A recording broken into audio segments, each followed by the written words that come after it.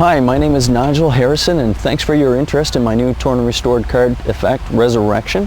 We're in the beautiful and world-famous Thousand Islands today to shoot these videos for you. The whole thing's going to be broken down into segments. I'm going to break the routine down into about 5 or 6 different segments to teach it to you. But right now I'm going to perform it for you just so that you get an idea of what it looks like from the spectator's point of view. Card is selected. Card is signed by the spectator. The magician takes the card back and folds it in half, and then folds it in half lengthwise.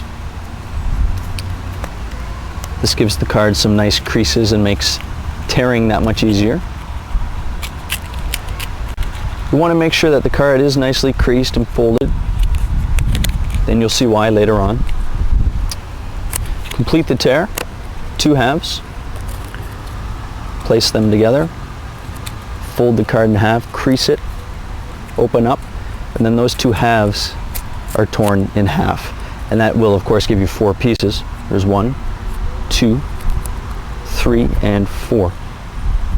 We will use these 2 to begin with, as these 2 get placed into my pocket. Now this is the really strikingly visual part of the trick, okay? Tearing's easy, it's putting it back together that's hard.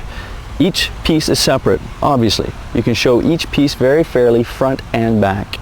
You place them together, and just by blowing on them, they should stick together. You can show both hands very fairly empty. The next piece will go right here. These 2 really are stuck together. You can show them front, you can show them back. The third piece, you can show it front and back as well. To restore, you just touch the pieces together and twist the card around. That's it. You can show both hands completely empty, twist the card, tug on the corners, that way the audience gets to see that the pieces really are stuck together.